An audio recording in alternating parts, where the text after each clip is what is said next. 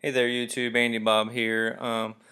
Showing today, I've seen a lot of people talking here in the last day or so about their shipments to Amazon FBA being split up into what seems to be excessive different warehouses.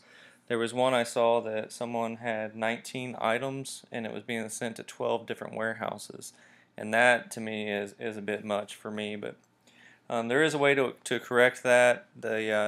Having it shipped off to the different warehouses that Amazon deems necessary that's the default setting.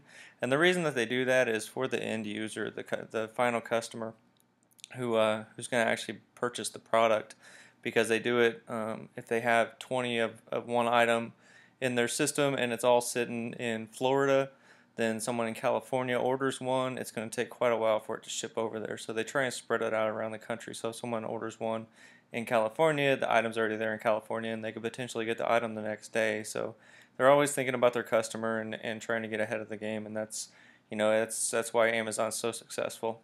So anyways, there is a way to fix it. Go to your Amazon Seller Central page here and scroll all the way down to the bottom left here where it says Fulfillment by Amazon, and click it. And right here where it says Inbound Settings, you see Distributed Inventory Placement. That is the default setting. That's what it's going to be set to.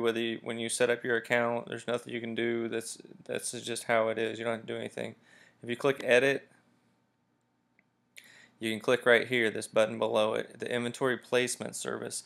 Now what that's going to do is it's going to allow a single merchant SKU to go to one single fulfillment center. So if you have 20 of an item and you want it to go to one place, and then instead of having to ship off to 20 different warehouses, one item to 20 different warehouses, which can be a bit much, you're going to want to click this right here and then hit update. I'm not going to, just because it doesn't change anything as far as the video is concerned, and I don't have to come back in here because I'm kind of lazy right now.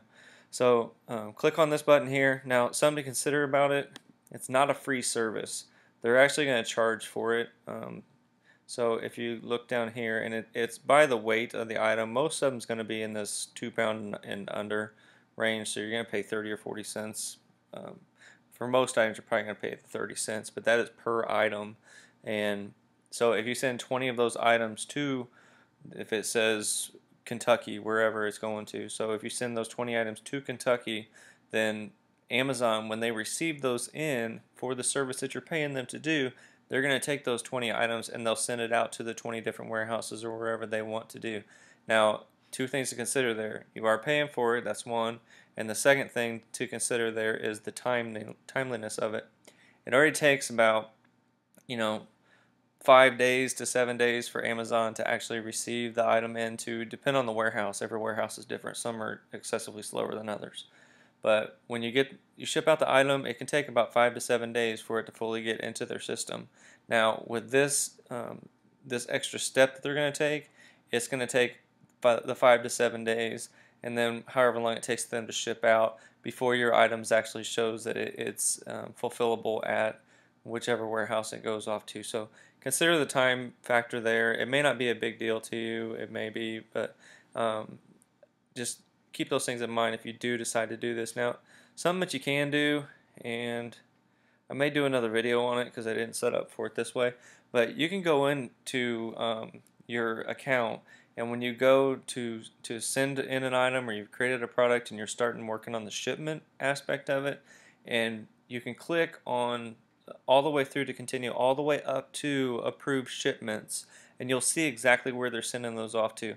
For me, the majority of mine end up going to 3 or 4 different warehouses, and that's about it. I haven't had some of these horror stories that I've heard of here recently, and I think it happens more with books and media than anything, and I don't do a whole lot in that right now. But what you can do is when you get to the part where it talks about right before you click the approved shipments, if you see that it is going off to 20 different warehouses or 20 items, don't approve it, delete that plan, and then come back in and follow these steps to send it all into the single warehouse. To me, at that point, if it was 20 books or something like that, I'm going to pay what's 20 times 30 cents? I'm going to pay $6 to have Amazon ship it off. They don't charge you the extra shipping or anything like that. It's just that single fee. I would pay them I would ship all 20 of them to one warehouse and pay So you can turn this on and off in your account. There's nothing saying that you can't. So hopefully this is a tool that you guys can use. If you got some tips on it, if you got some ideas, or if you think it's just a brilliant and incredibly intelligent and wise thing to do, let me know down in the comments. I appreciate you all watching. I hope everyone's doing well. Good luck and God bless.